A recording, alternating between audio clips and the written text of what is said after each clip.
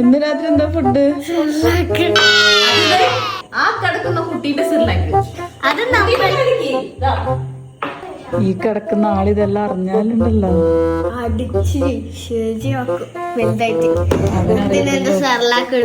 ഡിന്നറിന് സർലാക്ക് കഴിക്കുന്നു.